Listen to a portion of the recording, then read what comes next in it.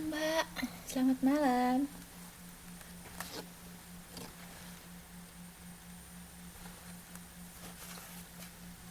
Pak Apeng? Ah, oke. 5 menit lagi ya, kita tunggu ya Mbak ya.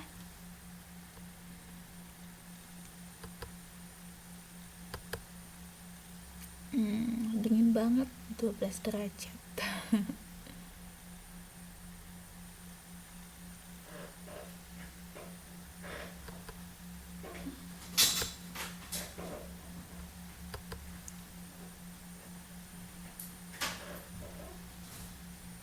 Oh iya, saya mau nanya nih. Eh, kita hari ini bahas soal meet-nya nggak? Meet semesternya nggak? Kita bahas atau nggak? Oke, bahas ya. Berarti saya upload aja ya soalnya ya.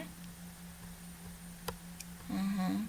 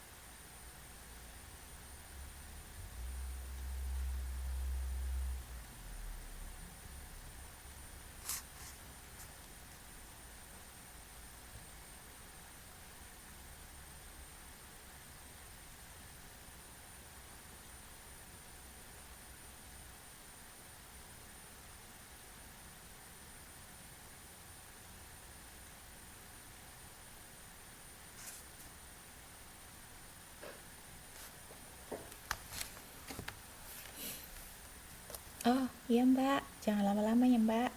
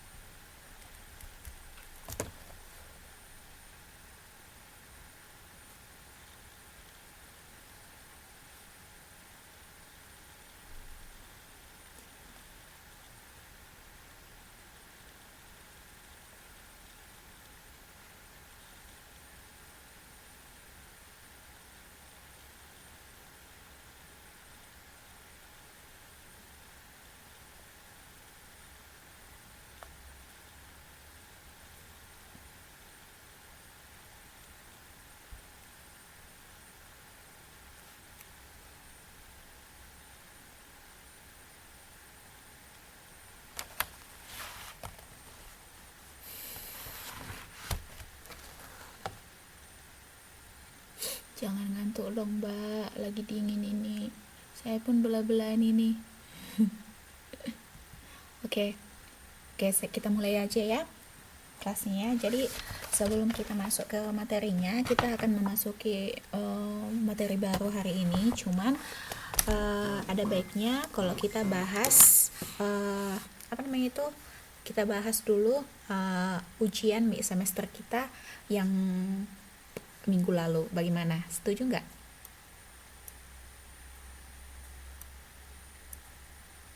Oke, setuju nggak kita bahas? Kalau nggak usah kita bahas. Gimana?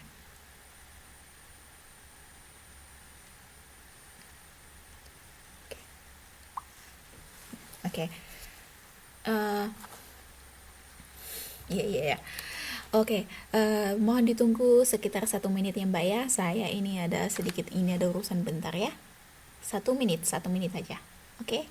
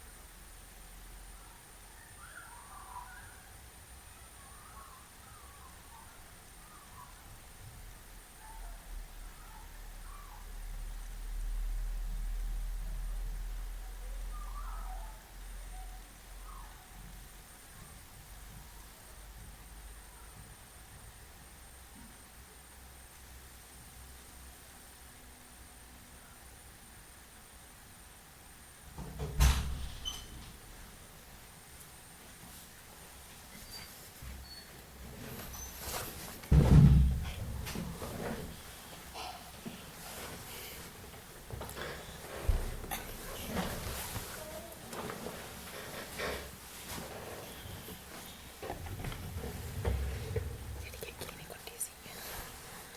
Aduh, ya kali.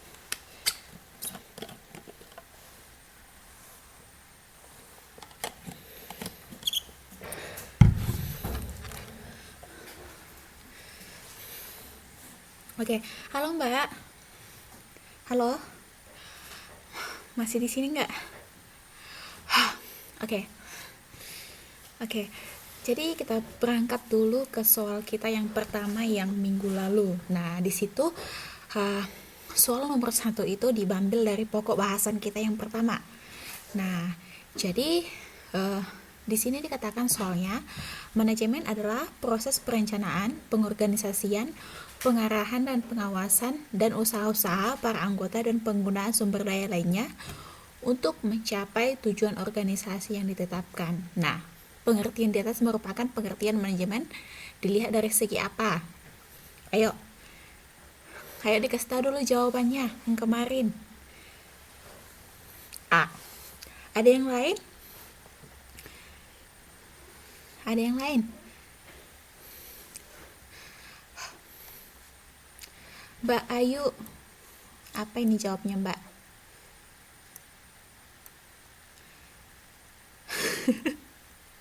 Ketiduran mungkin Mbak. Oke, Mbak Ana. Mbak Ana mana Mbak? Masa cuma Mbak Riri aja ini yang bangun? Ayo. Ya, apa jawabnya kemarin Mbak taruh Mbak? A. A. Oke. Yang lain?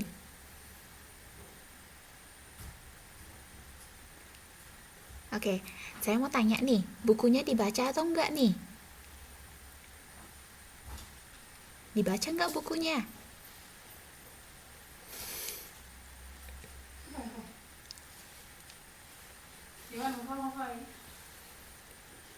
Dibaca. Nah, kalau dibaca,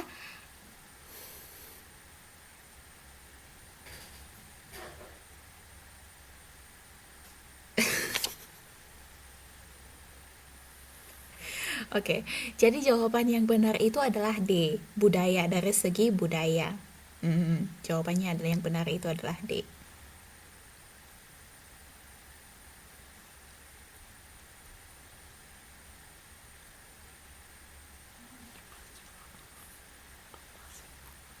Siapa yang masak? Masak Bu. Oh, bukan. Jawabnya adalah D. Nah, diperbaiki ya, ditandai ya. Nanti hitung berapa nilai atau nilai benar kalian, ya. Oke. Kok nggak ada suara? Mbak Riri ini bisa dengar ini. Oke. Yang kedua. Oke. Yang kedua, yang bertugas menuangkan ide untuk pengembangan organisasi dan mengambil kebijaksanaan adalah tugas dari Ayo. Kemarin kita sudah membahas tentang piramida manajemen. Nah, yang bertugas yang melakukannya apa? Mbak Riri C. Terus yang lain mana? Katanya menuangkan ide untuk mengembangkan organisasi dan mengambil kebijaksanaan.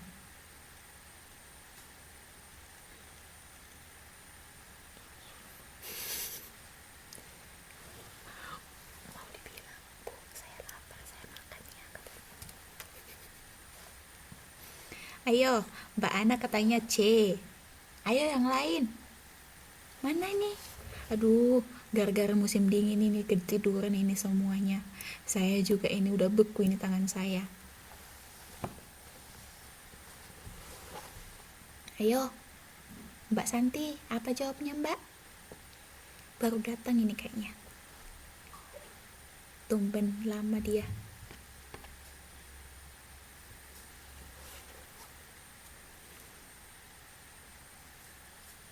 Ayo. Iya, makanya tumben-tumbenan Mbak Santinya telat, pikir saya. Ini nomor 2 Mbak, pertanyaan nomor 2. Nah, kemarin ini kan di KPC juga kan saya sudah menjelaskan ini, menggambarkan piramidanya. Dan waktu pertemuan kedua juga, waktu kita wijik, nomor satunya D Mbak. Nah, waktu pertemuan kedua juga waktu wijik kan saya sudah juga menjelaskan tentang piramida manajemen ini, mengenai pembagian-pembagiannya juga sudah saya jelaskan. Masa lupa sih? Tugas-tugasnya juga sudah saya jelaskan. Ayo, kenapa kok bisa lupa?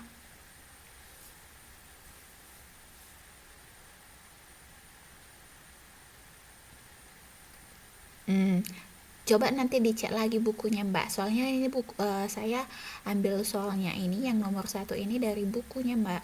Memang ini kesalahan saya juga sih, karena kemarin tidak kita bahas di kelas, tapi karena saya berpikir kalian masing-masing punya modul, makanya saya tidak mengulanginya lagi gitu. Saya pikir kalian sudah pasti membaca modulnya masing-masing gitu.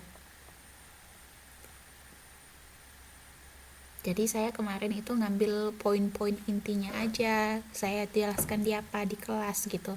Apa yang gak ada di buku itu yang saya jelaskan di sini gitu.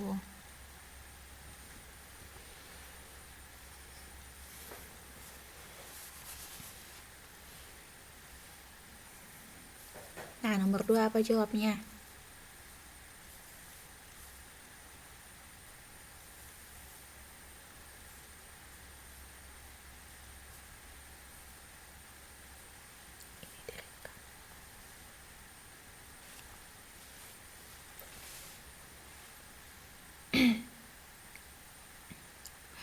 Oke, nomor 2 jawabnya adalah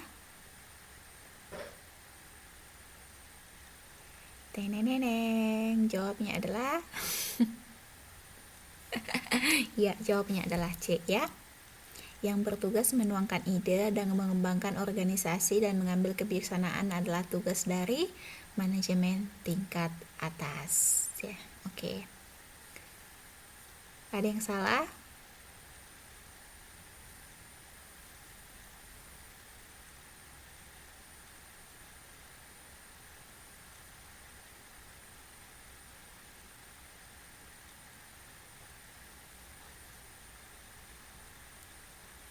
Oke. Oke, nomor nomor oh bentar dulu, bentar. Nomor 1 itu saya ralat dulu ya, saya salah ini menuliskannya. Jadi nomor 1 itu jawabannya yang benar adalah A ya. Maaf ya, maaf semuanya. Iya. Nomor 1 itu A. Bukan D. Maaf ya. Nomor 1 A. Iya. Maaf ya Mbak Ayu, maaf ya Mbak Nentia, maaf semuanya, Mbak Riri. Oke. Maaf, saya salah ini, saya melihat tadi. Oke. Nomor 3. Hore-hore ya yang udah benar. Nomor 3. Melaksanakan keputusan atau kebijakan direktur utama adalah manajemen tingkat apa? Ayo, nomor 3. Nomor 3 apa? Ayo coba, cepat. Ayo. Ya, benar sekali. Jawabannya adalah tingkat menengah ya. Jawabannya adalah B, bebek. Oke. Terus nomor 4. Nomor 4, melaksanakan pengawasan terhadap karyawan merupakan tugas dari manajemen tingkat apa? Nomor 4 sekarang, Mbak. Melaksanakan pengawasan terhadap karyawan. Ayo.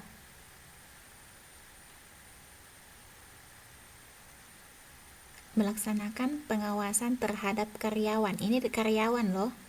Tugas dari manajemen tingkat. Ini lagi kita bahas nomor 4, Mbak Riri. Oke, kata Mbak Ana bawah. Yang lain ada lagi? Katanya mengawasi karyawan. Ayo.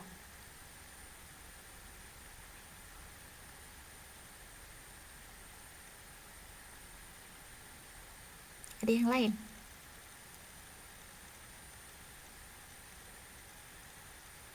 Nomor 5 katanya Mbak Ana B. Masih nomor 4 loh, Mbak. Aduh. Nomor 4. Masih nomor 4, Mbak.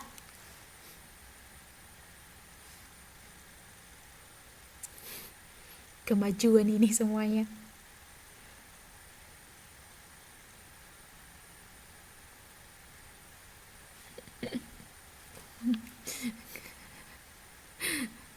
Oke, nomor 4 jawabnya apa coba?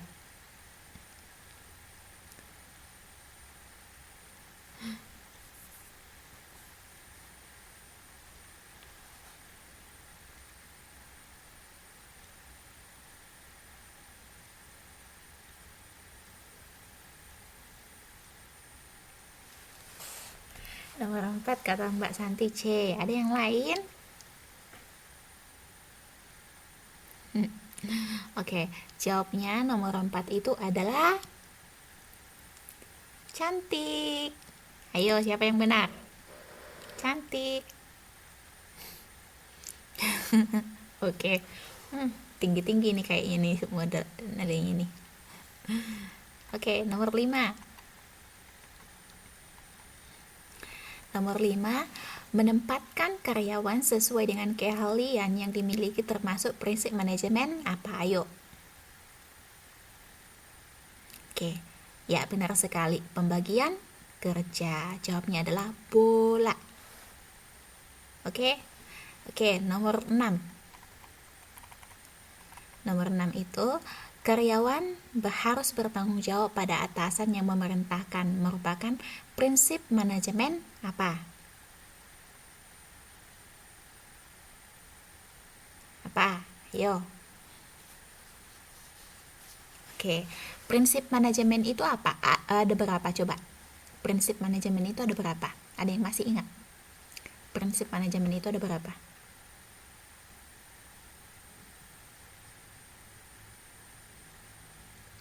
Prinsip manajemen itu ada berapa? Ada yang masih ingat?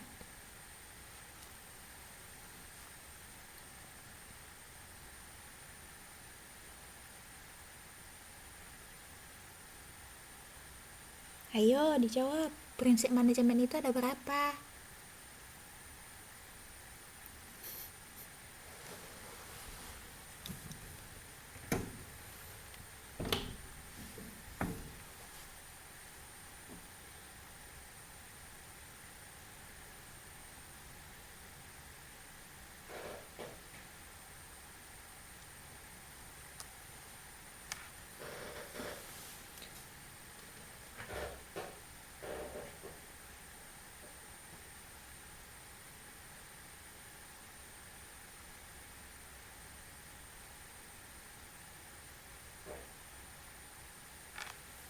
Ayo, prinsip manajemen itu ada berapa?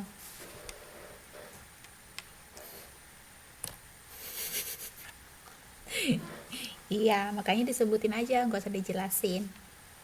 Ada berapa? Sebutin dulu yuk. Prinsip manajemen itu apa aja? Kita sebutin satu-satu yuk. Sekalian mengingat lagi.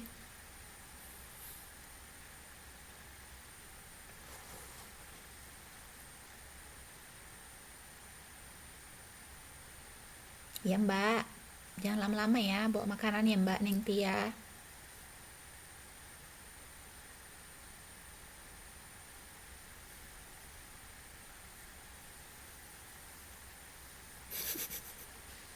Ya mbak.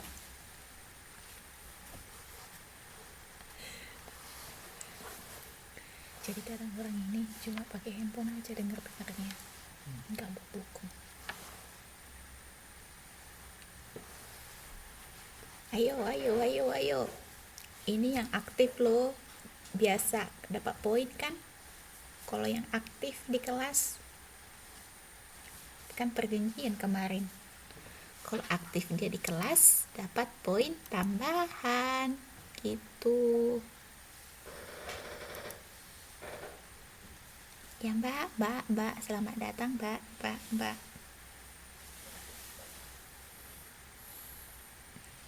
Ya makanya coba cepat dulu. Saya nanya ini prinsip manajemen itu apa aja. Makanya dicariin, ayo. Ingat lagi. Putar lagi otaknya. Ya Mbak Lala, ya kita bahas UTS lagi.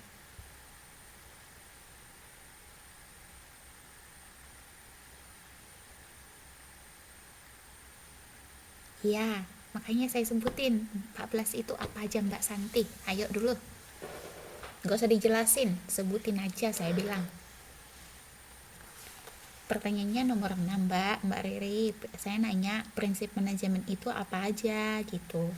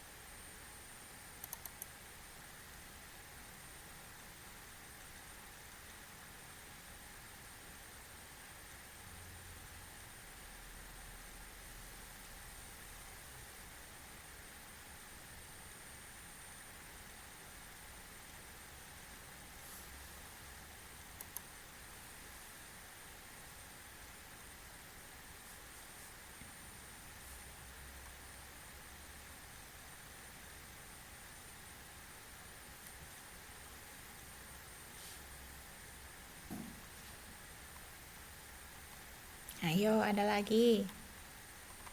Siapa lagi mau ngasih pendapat?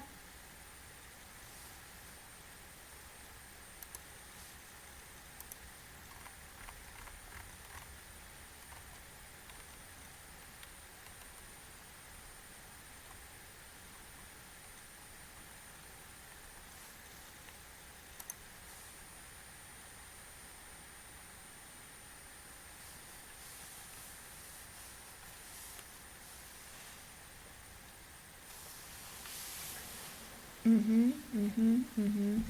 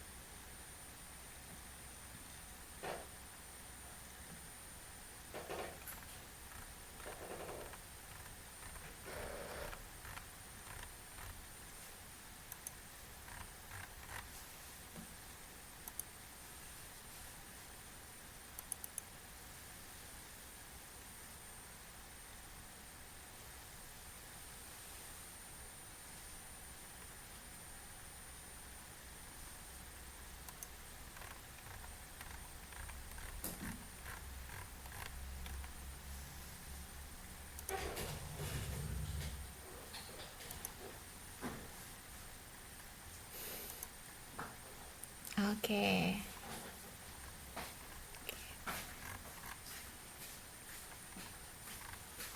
Oke, jadi jawaban yang paling benar untuk nomor 6 adalah karyawan harus bertanggung jawab pada atasan yang memerintahkan. Merupakan prinsip manajemen kesatuan perintah. Jadi jawabnya adalah apel. Ada yang lain dari jawabannya dari situ?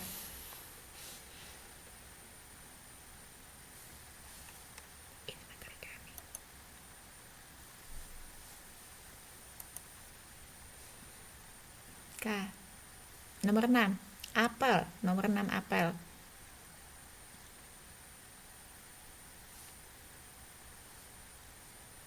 Oke. Nomor 7. Nomor 7. Yang merupakan faktor terpenting dalam manajemen karena merupakan subjek dari proses manajemen adalah apa coba? Apa?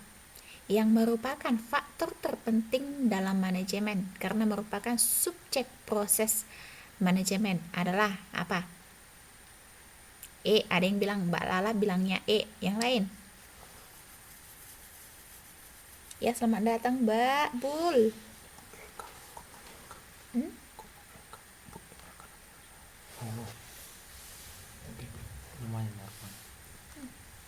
Ada yang lain? Ayo. Apa jawabnya nomor 7? Katanya ada money, ada mesin, ada material, ada market, ada man.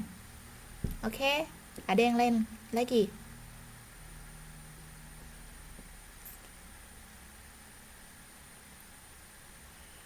Oke, subjek.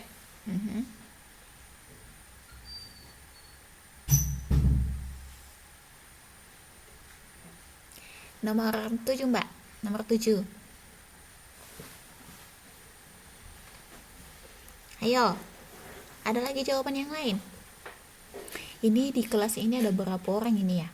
Ada 8 orang, tapi dari tadi yang muncul suaranya cuma beberapa orang ini. Perlu ini kayaknya diapain ini. Mbak Santi, tolong Mbak diapain dulu, diceramahin mereka Mbak.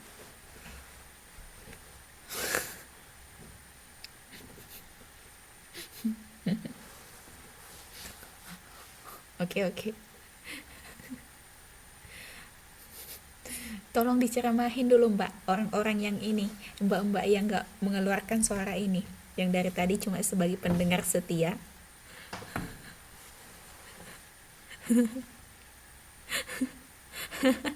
Iya.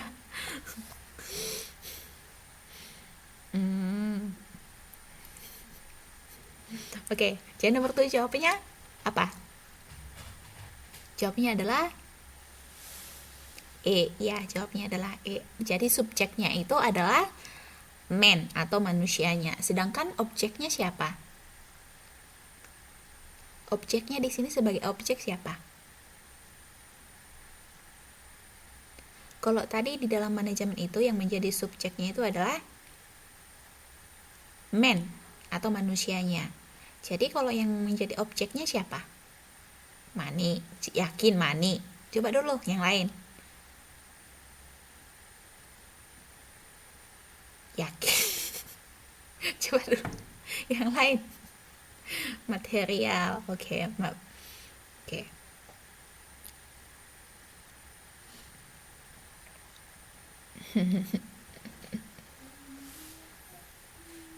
Nah, jadi yang menjadi objeknya di sini adalah material. Material ya. Jangan lupa.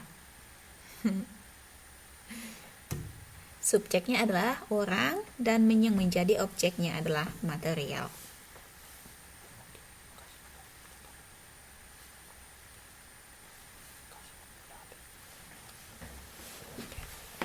Nomor 8. Nomor 8. Bahan baku merupakan objek manajemen yang dikelola untuk mencapai tujuan apa coba? Ini nomor 8 ini udah ada jawaban pertanyaan saya tadi. Bahan baku merupakan objek manajemen yang dikelola untuk mencapai tujuan adalah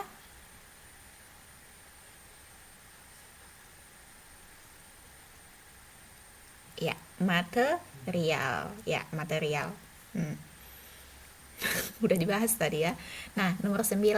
Fungsi pengelolaan manajemen badan usaha meliputi 1. Adanya spesialisasi dalam suatu pekerjaan.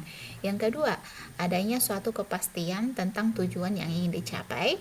Yang ketiga, memperbaiki kesalahan. Yang keempat, memperoleh tindakan yang tepat dan terkoordinasi dari berbagai unit. Yang kelima, menetapkan waktu pelaksanaan. Nah, dari data di atas yang merupakan fungsi perencanaan apa? Oke. Dari data di atas yang merupakan fungsi perencanaan apa? Nah, ada yang bilang C. Nah, kita lihat dulu di sini. Yang pertama itu adanya spesialisasi dalam suatu tunggu dulu, tapi sebelumnya ini fungsi manajemen itu ada berapa coba? Fungsi manajemen itu ada berapa? Ada yang masih ingat fungsi manajemen itu ada berapa? Ayo, saya udah sering kali loh ngulang-ulang itu sampai bosan. Fungsi manajemen itu ada berapa?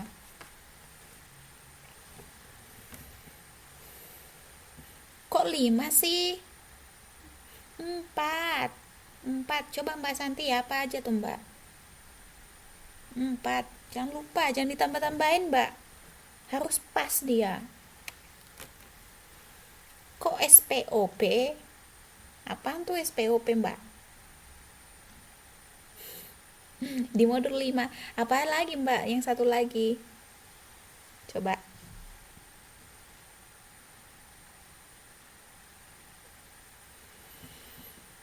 Oh. Bukan accounting Mbak, actuating Mbak. Aduh Mbak inilah.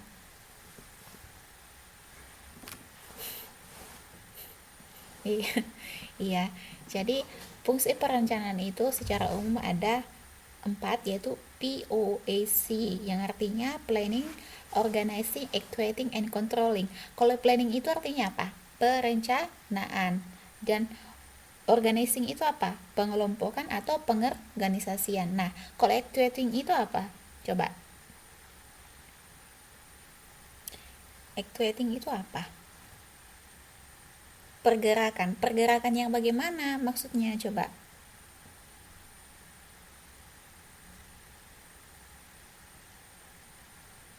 Nah, pergerakan. Oke. Oke. Nah, oke. Untuk kemajuan, ya.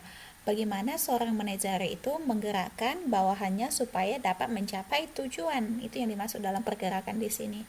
Nah, kemudian controlling. Controlling artinya apa? Ya Mbak Bul, bahas UTS yang kemarin. Nah, controlling itu artinya mengawasi. Nah, jadi kita lihat dulu di sini. Dari keempat fungsi manajemen itu, kita periksa dulu satu persatu ini. Yang pertama katanya, adanya spesialisasi dalam suatu pekerjaan. Nah, itu masuk ke mana sih? Perencanaan kah? Organizing kah? Nah, iya, oke, penyusunan. Penyusunan itu lebih ke spesifik ya Mbak Lala, ke arah yang namanya organizing. Ya Mbak ya Lala, gak apa-apa sih itu dia pakan situ, tapi kalau secara umum itu lebih masuk kepada yang namanya organizing. Oke Mbak Lala? Oke.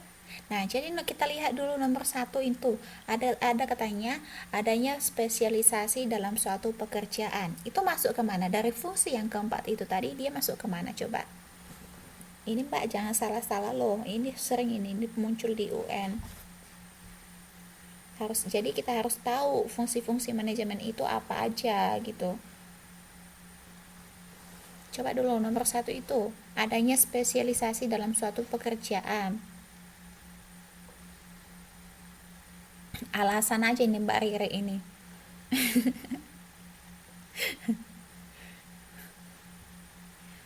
Oke, jadi nomor satu itu adanya spesialisasi eh,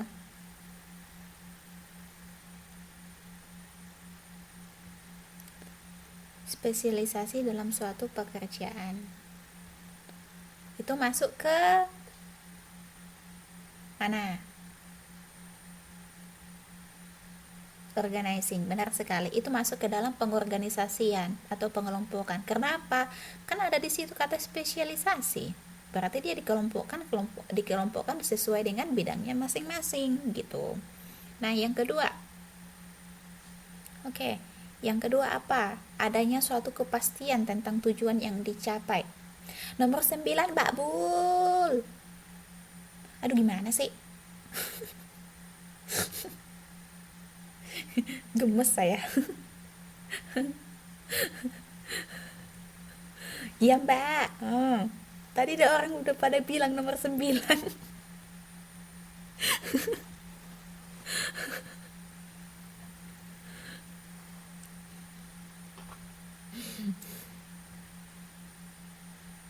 Oke, nomor 2 itu apa?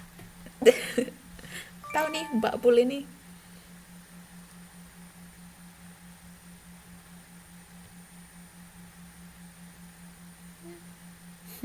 Kita bahas satu-satu Mbak. Oh, ini. Yang benar mana Bu?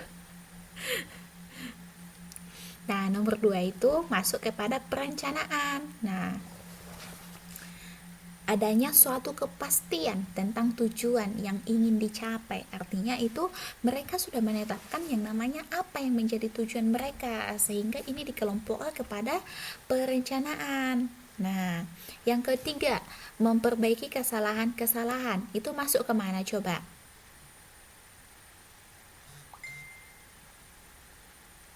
Nah, memperbaiki kesalahan, ya benar sekali, itu masuk kepada controlling atau pengawasan. Nah, yang keempat, diperoleh tindakan yang tepat dan terorganisasi dari berbagai unit. Apa? Itu masuk kemana?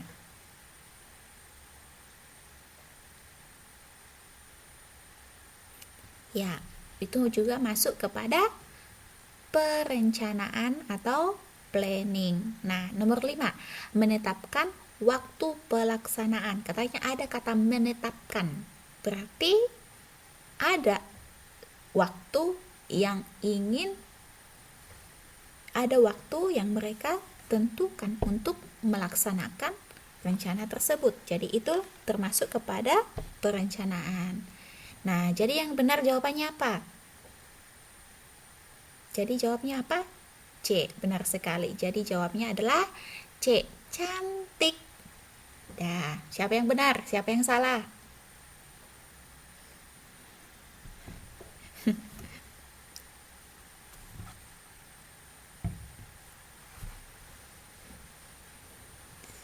Oke. Yang benar cantik, Mbak. C, C, C. C, C, C.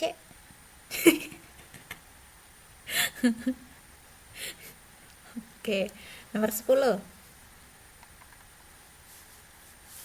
Nomor 10, mari kita bahas. Nah, upaya menciptakan suatu struktur dengan bagian-bagian yang terintegrasi sedemikian rupa sehingga saling berhubungan satu sama lain merupakan fungsi manajemen apa? Menciptakan suatu struktur dengan bagian-bagian yang terintegrasi. Terintegrasi maksudnya apa coba?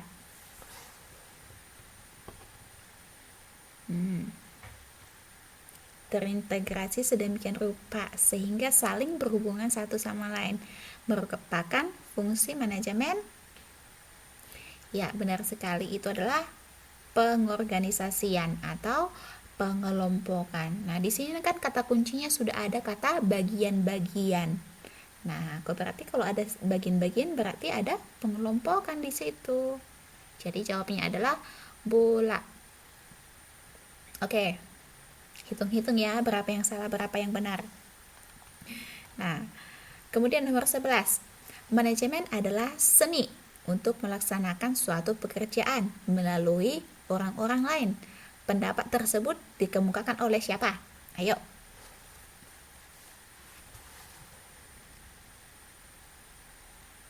Oke, siapa?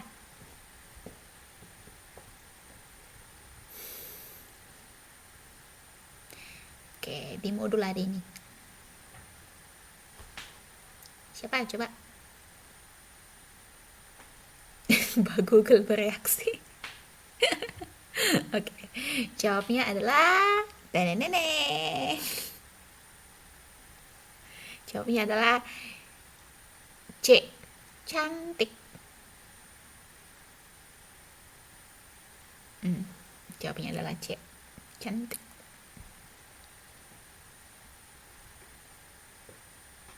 Oke.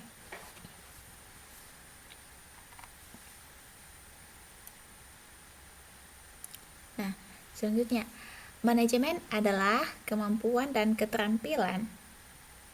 Iya, kenapa Mbak? Ada yang salah? Salah ya Mbak ya?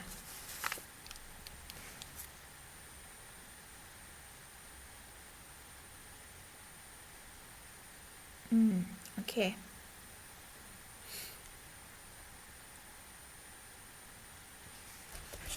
Nomor 11. Nomor 11 atau nomor 12? Oh, nomor 12.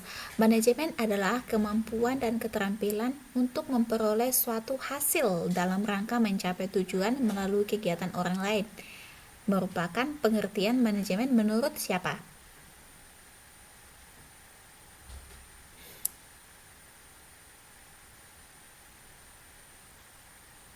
Ayo, nomor 12. Menurut pengertian siapa? Manajemen adalah kemampuan dan keterampilan untuk memperoleh suatu hasil dalam rangka mencapai tujuan melalui kegiatan orang lain. Merupakan pengertian siapa? Ayo baca dulu, bagus-bagus.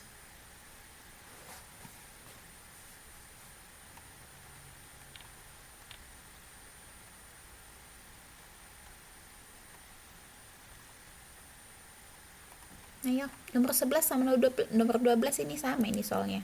Cuman bahasanya aja yang apa? Yang dibolak-balik ya kan? Jadi jawabnya C. Cantik Terry.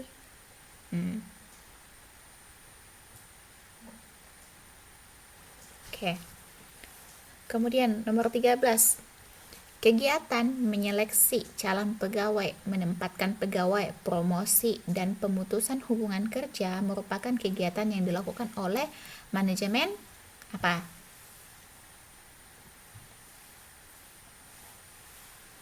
Oke, kita lihat kalau manajemen produksi kerjanya apa?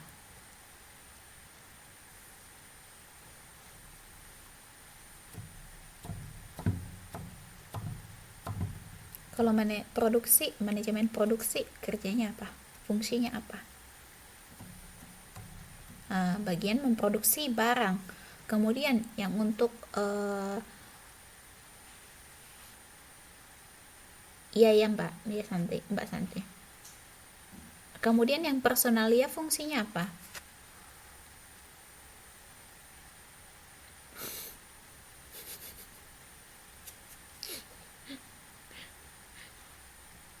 Yang personalia apa? Menyeleksi siapa Mbak? Menyeleksi yang namanya calon-calon pegawai. Oke, yang ketiga, yang C-nya itu pemasaran. Pemasaran itu fungsinya apa? Untuk apa?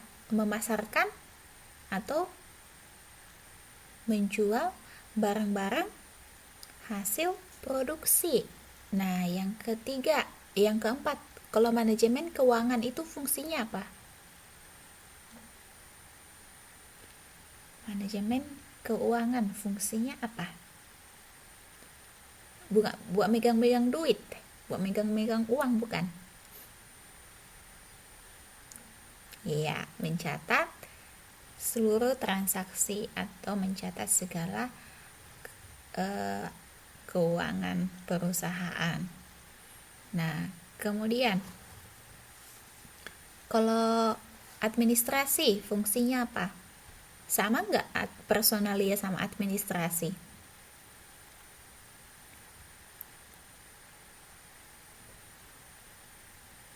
Personalia sama administrasi tidak beda.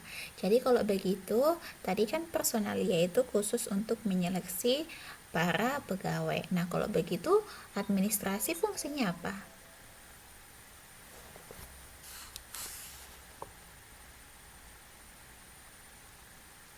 Akunting, bukan. Akunting itu untuk bagian keuangan Mbak Santi ya.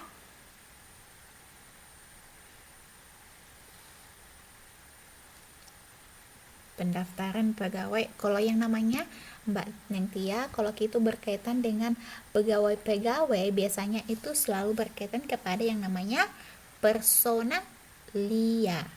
Nah, kalau begitu administrasi fungsinya apa?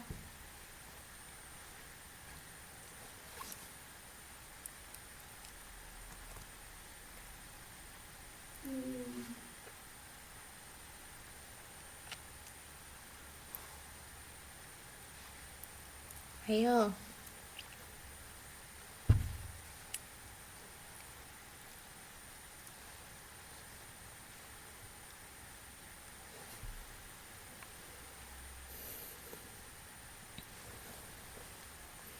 Personalia. Personalia. Nah, biasanya kalau yang namanya administrasi itu selalu berhubungan dengan surat menyurat, ya. Ya, dengan bagian surat menyurat seperti itu.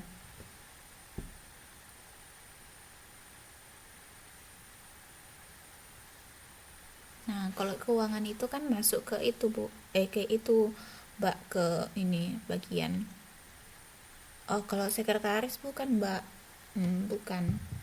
Tapi biasanya kalau yang namanya administrasi itu selalu berkaitan dengan surat-surat yang masuk maupun yang keluar seperti itu, Mbak. Mhm. Iya, benar sekali, Mbak. Mhm. Jadi itu antara personalia sama administrasi itu beda. Kalau personalia itu khusus untuk menangani yang namanya para pegawai, dan kemudian kalau administrasi itu lebih kepada data-data perusahaan ataupun surat-surat ke perusahaan seperti itu, Mbak. Maupun surat masuk maupun surat keluar dari perusahaan tersebut. Jadi jawabnya adalah personalia bulat, ya. Oke. Nomor 14. Siapa yang benar sampai sejauh ini? Oh, nanti deh, tunggu setengah dulu sampai nomor 15. Oke, nomor 14. Suatu perusahaan pakaian akan berusaha memasarkan produknya ke suatu daerah. Tugas ini dilimpahkan kepada manajemen bagian apa? Nomor 14. Nomor 14. Kalau sampai salah ini, kebangetan banget deh. Ya. Kebangetan banget kalau sampai salah. Jadi jawabnya adalah cantik. Oke, C. Kemudian nomor 15. Kesatuan yuridis dan ekonomis yang bertujuan menghasilkan keuntungan disebut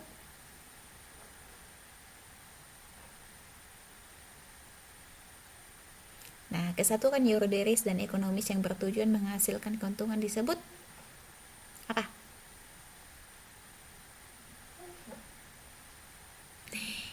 Ya benar sekali, badan usaha. Nah, udah sampai kita setengah dari soal ini. Siapa yang benar semua? Siapa yang udah benar semua sampai nomor 15?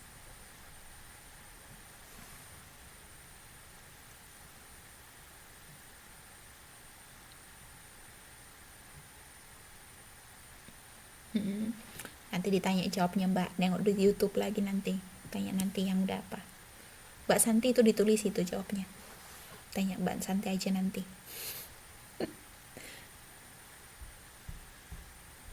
Oke, nggak apa-apa Mbak ya. Nggak apa-apa Mbak Santi, masih 2. Ya, kan nanti kan 15 lagi benar semua. Nggak apa-apa kan? Oke, nomor 16.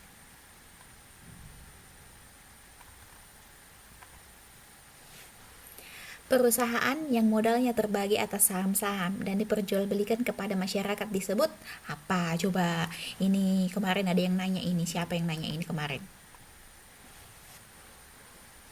Siapa yang nanya ini kemarin? Nomor 16.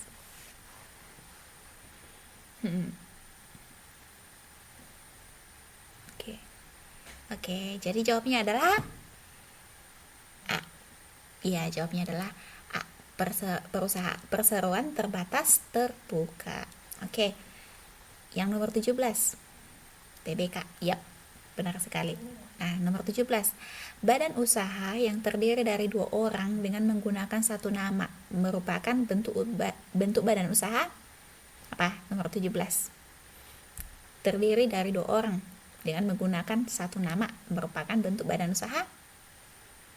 Ayo. Ada yang B, yang bilang B loh. Kok B sih Mbak? Ayo.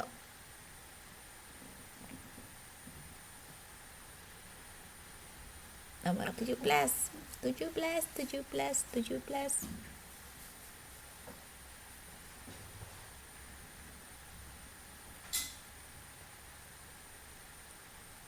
Oke. Jadi yang benar jawabnya adalah A. Perseroan terbatas. Tengok lagi PPT-nya ya. Benar sekali Mbak. Mbak apa ini Mbak? Mas Ayu ini kayaknya dengar ini. Kayaknya diperhatikan kali deh PPT-nya. Nah. Yap. Nomor 17 itu adalah perseroan terbatas. Bentar dulu, bentar. Bentar ya, bentar. Bentar, sebentar.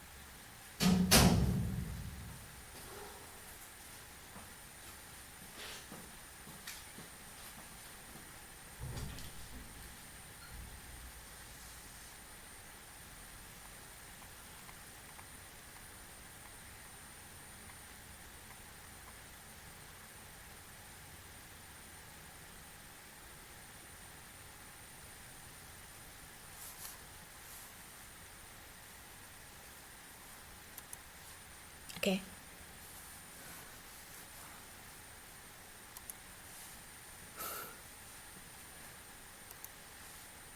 Siapa yang nyariin saya tadi, si Bul ya? Nah, jadi jawabnya adalah Firma. Maaf ya, jawabnya adalah Firma. Dodol. Oke.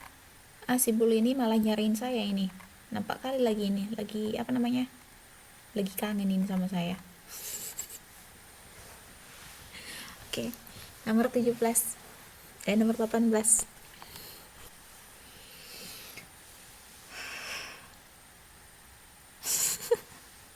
Denda. Di sini nggak ada bakso, Mbak. Maaf ya, Mbak. Oke. Nomor 18. Nah, nomor 18. Satu, merupakan lembaga yang memberikan pelayanan yang dibutuhkan masyarakat. Yang kedua, merupakan dinamisator perekonomian negara. Yang ketiga, merupakan lembaga yang turut membantu pemerintah dalam mengurangi pengangguran. Yang keempat, merupakan salah satu sumber pendapatan negara. Peran di atas merupakan peran dari apa? Apa? 18. 18, Mbak. 18. Nah, 18 itu jawabnya adalah 18 jawabnya adalah A, apel.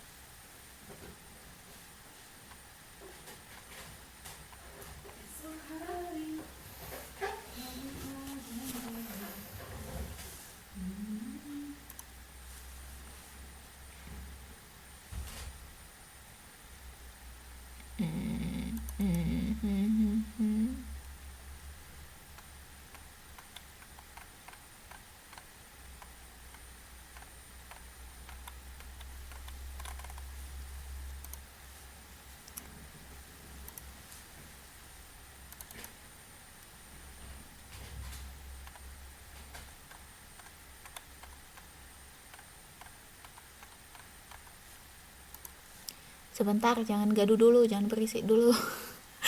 Jangan berantem dulu, Mbak.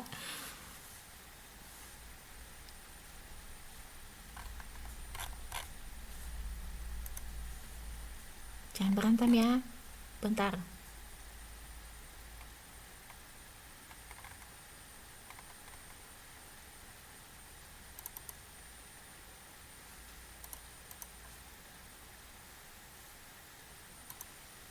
Nah, kita kembali dulu ke PPT kita ya. Kita lihat dulu yang namanya BUMN sama BUMS. Nah,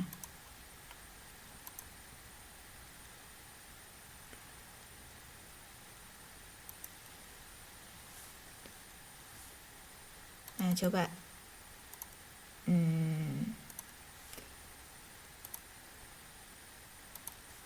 Bentar.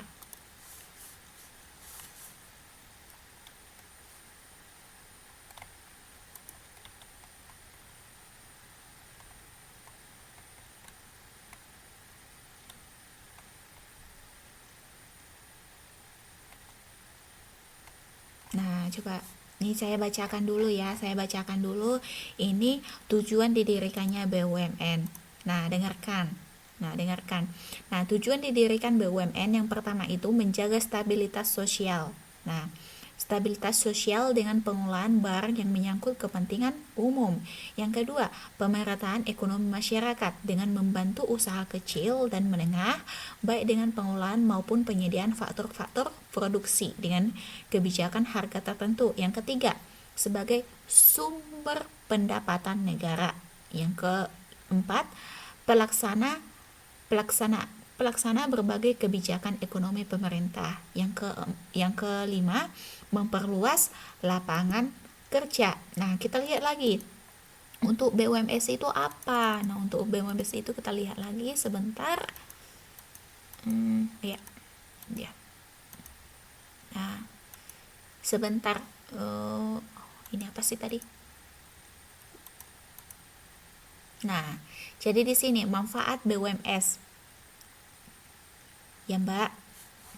Nah, manfaat BUMS membantu mengembangkan ekonomi masyarakat nasional. Ya, Mbak ya, pentang kok dicuci ya, Mbak ya.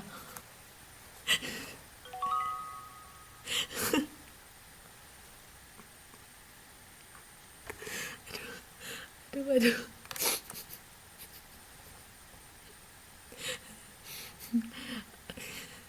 Oke, nomor yang kedua, yang pertama tadi membantu mengembangkan ekonomi masyarakat nasional. Udah dong, Mbak, jangan ketawa lagi. Yang kedua, meningkatkan kesejahteraan sosial. Yang ketiga, mengurangi pengangguran dan sebagai penyedia lapangan kerja bagi masyarakat. Yang keempat, meningkatkan jumlah produksi nasional. Yang kelima, menjaga stabilitas ekonomi nasional. Jadi, kalau menurut soal ini tadi, dia lebih condong kepada yang namanya badan usaha milik negara. Sekali lagi, dia lebih condong kepada yang namanya badan usaha milik negara ketimbang BUMS gitu. Ya, mungkin dari ciri-cirinya ini ada beberapa poin yang dia juga dan yang dia juga mengarah kepada BUMS. Tapi berdasarkan kita lihat dari tadi nomor 1 sampai nomor 4 ini tadi, dia lebih condong kepada yang namanya badan usaha milik negara. Perbedaan antara badan usaha milik negara sama badan usaha milik swasta itu adalah perbedaan yang sangat tipis. Namun concernnya, apanya fokusnya untuk badan usaha milik negara ini lebih fokus kepada kepentingan pendapatan negara, lebih fokus kepada kepentingan pendapatan negara. Namun badan usaha milik swasta dia lebih fokusnya untuk kepentingan pribadi seperti itu. Yap. Oke. Nomor 19. Nomor 19 yang pertama, koperasi merupakan badan usaha yang anggotanya bersifat sukarela dan terbuka. Yang kedua, koperasi merupakan badan usaha yang memberikan balas jasa sesuai dengan besar kecilnya jasa anggota. Yang ketiga, koperasi merupakan badan usaha yang pengelolanya dilakukan secara demokratis. Nah, yang keempat, koperasi merupakan badan usaha yang dikelola berdasarkan asas kekeluargaan. yang ke 5, koperasi merupakan badan usaha yang beranggotakan seorang atau badan hukum koperasi dengan berlandaskan prinsip koperasi sekaligus sebagai gerakan ekonomi rakyat yang berdasarkan atas azas kekeluargaan. Nah, pengertian koperasi menurut Undang-Undang Nomor 25 Tahun 1992 adalah nomor 5. Oke, nomor 5. Itu kemarin kita sudah bahas ya. Nomor 5. Nah, kemudian azas koperasi Indonesia adalah apa coba? Tadi di atas itu dibaca nih. Azas kekeluargaan. Azas kekeluargaan, Mbak. Azas kekeluargaan. Aduh, iya, kemarin juga sudah saya tekankan itu yang namanya koperasi itu selalu berlandaskan yang namanya azas kekeluargaan.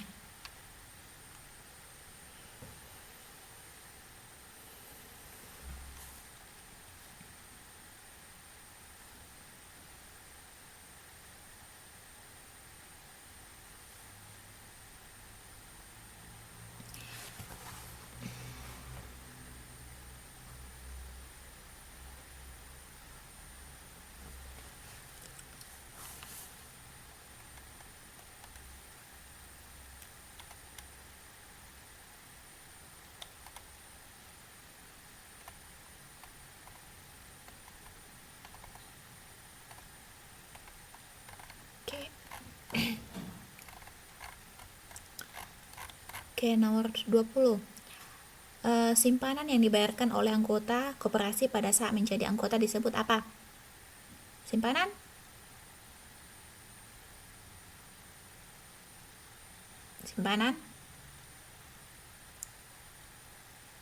pokok. Ya, simpanan pokok. Kalau simpanan wajib itu bagaimana?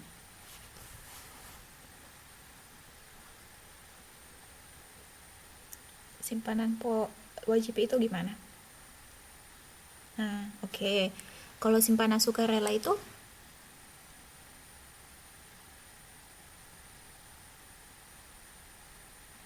Nah, yap. Oke, kalau jadi simpanan wajib itu adalah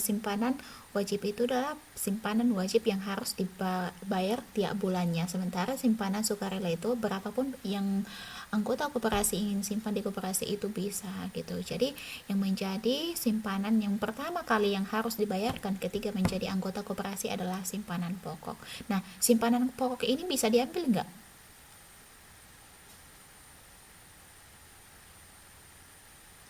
Simpanan pokok bisa diambil nggak? Bisa. Nah, syaratnya apa? Oke, ya Mbak Bulia benar ya. Syaratnya adalah ketika keluar menjadi anggota koperasi. Ketika mereka keluar dari keanggotaan koperasi, maka simpanan pokok itu bisa diambil. Oke. Kemudian keanggotaan bersifat terbuka. Yang kedua, pembagian jasa terbatas atas modal. Yang ketiga, pengelolaan dilakukan secara demokratis. Yang keempat, pendidikan perkoperasian. Yang kelima, kerjasama antar koperasi. Yang termasuk prinsip utama koperasi apa?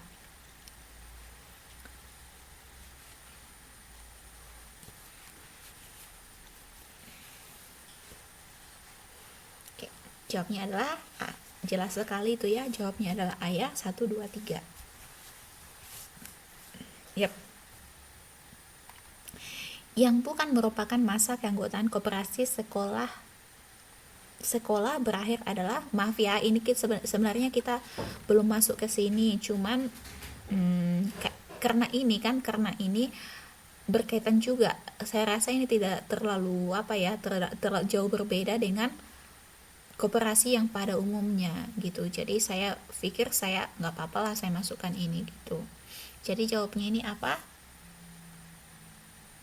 Dia katanya keanggotaan itu bisa berakhir ketika bagaimana?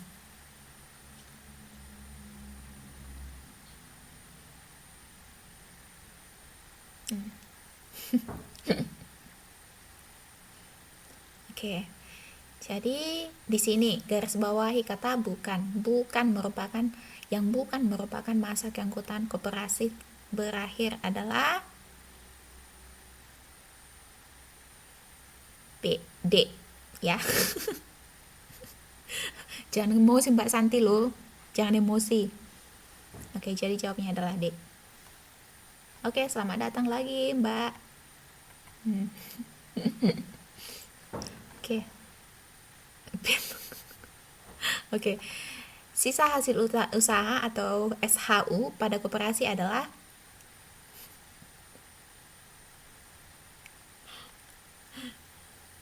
selamat datang Mbak Awin, Mbak Amini. Nah, ayo, jawabnya adalah C. Pendapatan yang diperoleh dalam 1 tahun dikurangi dengan biaya penyusutan pajak dan kewajiban-kewajiban lainnya. Jadi jawabannya adalah C. Cantik, cendol. Nah, kemudian perusahaan perseorangan adalah, ayo, perusahaan perseorangan adalah, ya, perusahaan perseorangan adalah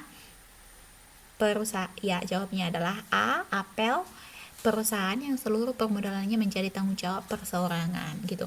Jadi saya mau nanya ini, pemisahan antara kekayaan pemilik perusahaan dengan perusahaan ada nggak pembedaannya? Kekayaan antara perusahaan dengan pemilik itu dibedakan nggak? Tidak. Mbak Santi bilangnya tidak. Yang lain? Oke, jadi kalau misalnya nih perusahaannya bangkrut. Kalau misalnya perusahaannya bangkrut, bisa nggak rumahnya pemilik modal itu, pemilik perusahaan itu disita? Bisa nggak? Ada kemungkinan nggak bisa itu bisa terjadi? Bisa, ya. Ya, itu ada kemungkinan bisa terjadi. Karena apa? Karena antara harta dari perusahaan itu tidak ada tidak ada perbedaan antara harta perusahaan dengan harta individu atau harta pribadi. Makanya bisa disita. Nomor 26. Pernyataan yang tepat di bawah ini adalah sekutu pasif tanggung jawabnya tidak terbatas. Yang kedua, sekutu tidak aktif tanggung jawabnya terbatas. Sekutu aktif dan pasif pembagian tanggung jawabnya tidak ada pembatasan. Sekutu pasif berfungsi mencari investor. Yang sekutu aktif tanggung jawabnya tidak terbatas. Jawabnya adalah ya benar sekali. Jawabnya adalah entok. Nah, kemudian berikut adalah kebaikan firma kecuali A. Pembagian tugas yang tepat sehingga perusahaan dapat berkembang lebih cepat. Yang kedua, urusan permodalan lebih mudah karena dilakukan oleh beberapa orang. Yang ketiga, C. Resiko kerugian tidak terlalu berat karena ditanggung bersama. Yang D. Tidak ada pemisahan kekayaan perusahaan dengan kekayaan pemilik. Yang E. Perolehan kredit dari debitur dapat lebih mudah karena kepercayaan dimiliki lebih besar dari perusahaan perseorangan. Jawabnya adalah D. Ya, jawabnya adalah D. Oke, kenapa bingung, Mbak? Itu kan ada di PPT. Saya ngambil soalnya dari PPT kok. Kenapa bingung, Mbak? Nah, yang D itu saya dodol, Mbak, dodol. Donat. Nah, yang E itu saya ambil kerugiannya, Mbak. Yang A, B, C, dan E itu adalah kebaikannya, sementara yang D itu adalah keburukan atau kerugian.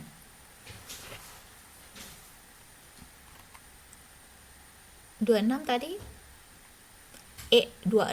E. Sekutu aktif tanggung jawabnya tidak terbatas. Nomor 26 entok. Oke. Nomor 28. RUPS dalam PT atau apa itu RUPS? RUPS apa?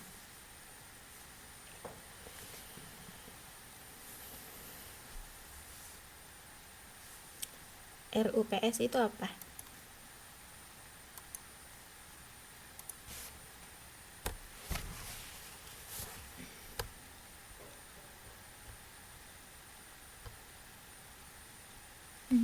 RUPS itu adalah rapat umum pemegang saham. Nah, RUPS dalam PT menentukan kecuali apa? Kecuali E ya. Sebenarnya ini salah saya ini semua benar saya taruh aturannya semua salah. Jadi jawabnya adalah E ya, Mbak ya. Jadi RUPS itu tugasnya itu adalah yang A sampai D. Nah, A sampai D itu merupakan wewenang di dalam rapat umum pemegang saham. Nah, itu.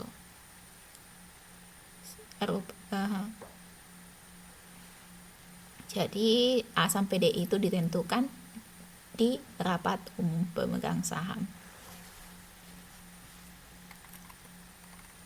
Nah, 29. 1. Risiko bagi pemegang saham ringan atau terbatas hanya sebesar nilai saham yang dimilikinya. Yang kedua, kelangsungan kegiatan usaha perusahaan lebih terjamin karena tidak tergantung pada satu orang dan perusahaan dikelola oleh para direksi yang profesional.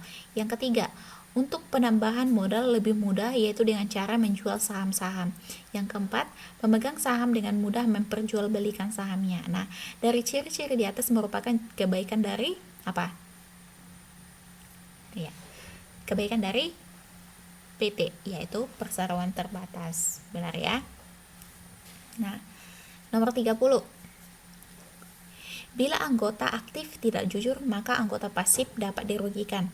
Nah, yang kedua, perkembangan perusahaannya bergantung pada anggota aktif saja. Anggota aktif mempunyai tanggung jawab yang tidak terbatas. Nah, dari ciri-ciri di atas merupakan keburukan dari apa?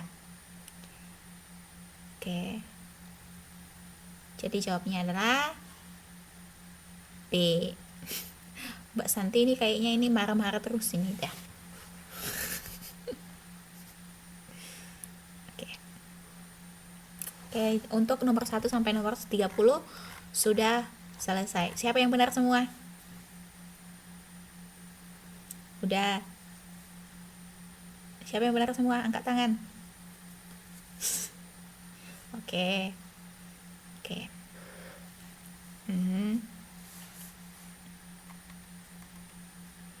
Oke. Nah, kalau ada yang salah,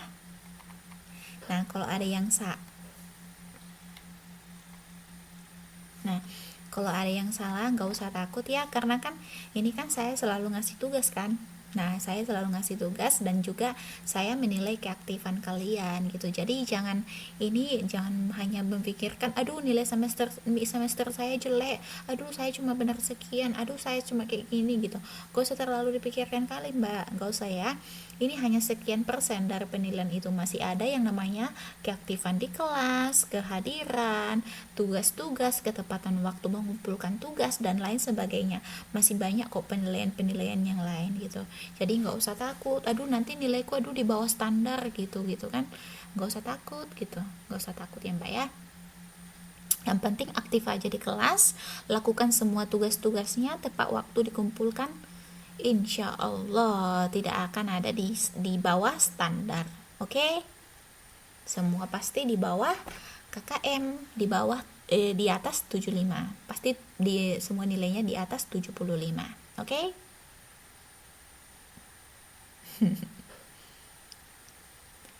Tapi bukan berarti tapi gini juga loh, dengarkan ini juga. Tapi bukan berarti karena saya tadi bilang kayak gitu berarti kalian nganggap sepele sama yang namanya ujian gitu. Jangan kayak gitu dong. Ya, jangan kayak gitu. Tetap gitu kan, tetap ada apanya bobot dari nilai-nilai ujian itu lebih tinggi daripada nilai-nilai yang lain gitu. Jadi jangan anggap selepe gitu. Oke, Ma? Oke, Ma? Oke. Yap. Yang salahnya ada, jadi semua udah tahu ya nilainya berapa ya? Udah tahu ya nilainya berapa. Tapi nggak usah takut. Nggak usah terlalu sedih, nggak usah terlalu apa. Masih ada kok ujian akhir nanti, masih ada kok tugas-tugas gitu.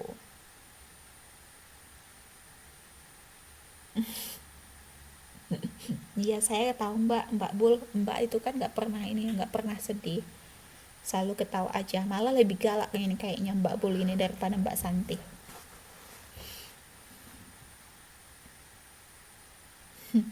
Oke deh, oke.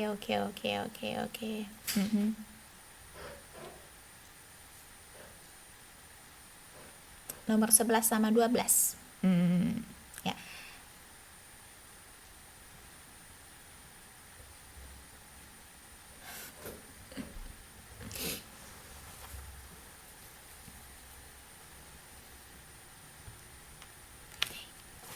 Benar Mbak Riri ya, yang dibilangnya Mbak Riri benar.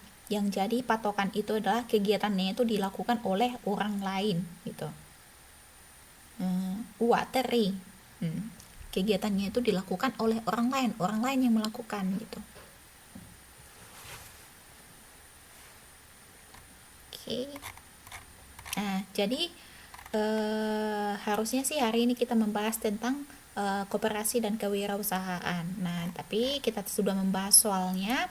Jadi ini kan PPT-nya ini saya gimana ya? Jadi nanti kan untuk pertemuan selanjutnya ini sebelum kita masuk tolong dibaca mengenai koperasi dan kewirausahaan. Nah, jadi Mbak Santi kemarin Mbak Santi ketua kelasnya, Mbak.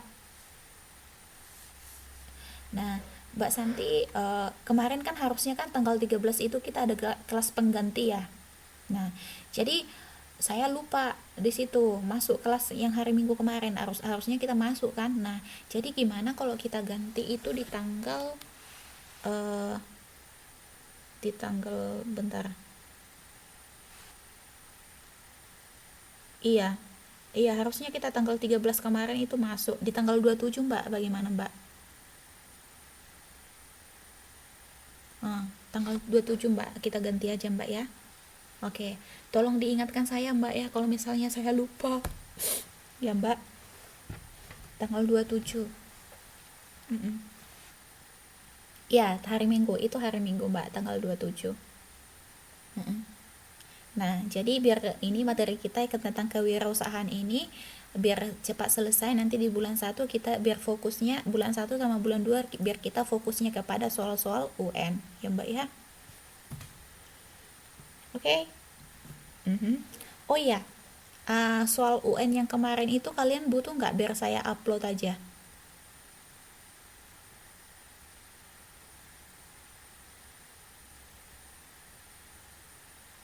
Biar saya kan upload.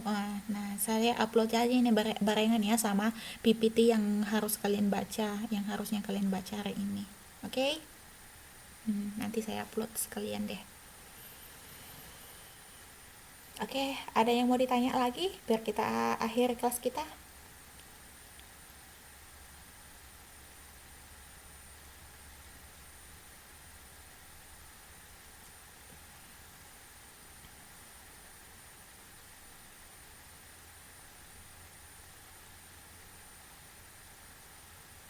Hmm, masalahnya Mbak, di sini di sekolah kami kalau yang namanya ngeprint itu bayar Mbak gitu. Iya. Itu kan kalau misalnya soal gitu kan di sini kan kalau saya apanya itu kayak soal yang kemarin itulah. Itu kan 22 halaman tuh Mbak. 22 halaman. Jadi kalau di sini itu satu lembar itu 1 NT Mbak. 1 NT. Sementara kan kalau saya ngeprint sendiri kan kalau kalau saya ngeprint sendiri itu kan nggak diganti sama KPC Mbak duitnya gitu. Nah, sementara kita ada berapa orang? 11 orang. Nah, 11 orang dikali 22 udah berapa duit itu coba?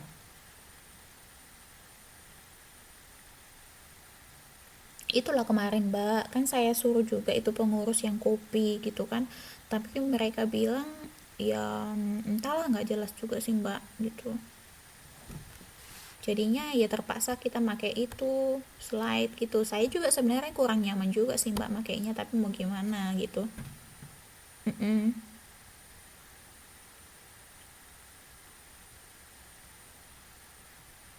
Hmm,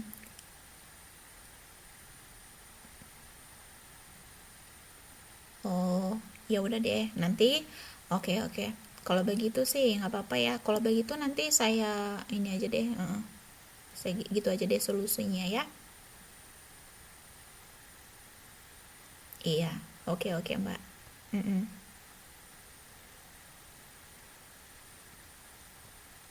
Mm-mm. Oke oke. Ya Mbak ya. Nanti gitu aja deh. Atau gini aja nanti, gimana kalau gini aja nanti kan filenya saya kasih aja deh nih sama Mbak semuanya gitu kan. Terus nanti kan sebelum pertemuan gitu kan udah bisa dibaca-baca itu soalnya gitu.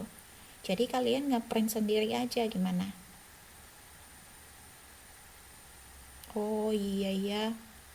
Hmm, ya udah deh. Heeh. Oke oke. Nanti saya gitu aja deh solusinya nanti. Mm-mm.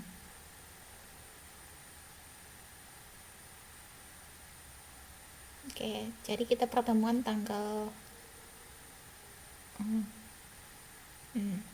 Jadi kita pertemuan tanggal 3 Januari ya Mbak ya. TTM tanggal 3.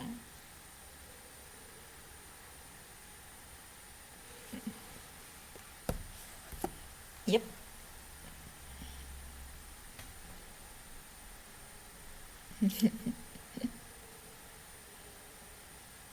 Oke. Jadi TTM kita tanggal 3 ya.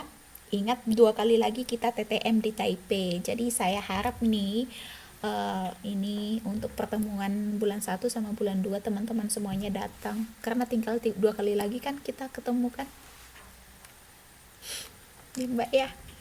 Tinggal 2 kali lagi ketemu. Jadi datang leh kalau bisa semuanya datang dalam 2 kali itu.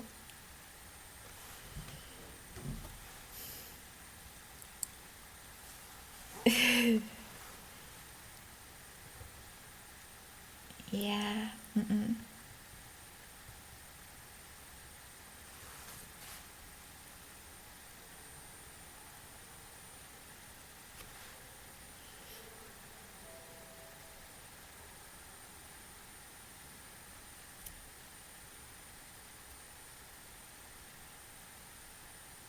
Hmm, semoga ya Mbak ya bisa dikasih izin ya Mbak ya. Hmm. Ya Mbak Riri silakan tidur deh. Iya Mbak, ya oke. Oke, ada yang mau ditanya lagi? Ada yang mau bertanya lagi? Kalau nggak ada, kita tutup kelasnya. Selamat tidur Mbak Riri. Ada lagi? Oke, oke deh. Terima kasih semuanya buat kehadirannya. Ingat, semangat terus, semangat buat ininya, semangat buat ininya. Kita udah mau selesai, bentar lagi mau UN bulan 4. Jadi semangat terus ya, dijaga semangatnya. Nanti saya perbanyak deh soal-soalnya. Pokoknya bulan 1 ini kita usahakan kita sudah fokus kepada soal-soal gitu. Oke, selamat selamat beristirahat semuanya. Terima kasih. Selamat malam.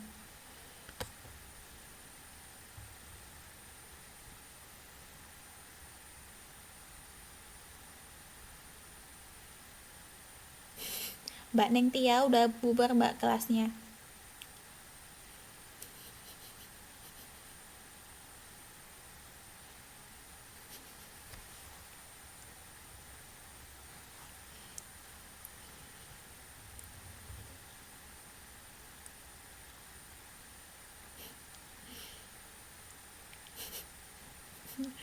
Selamat malam ya Mbak ya, selamat beristirahat.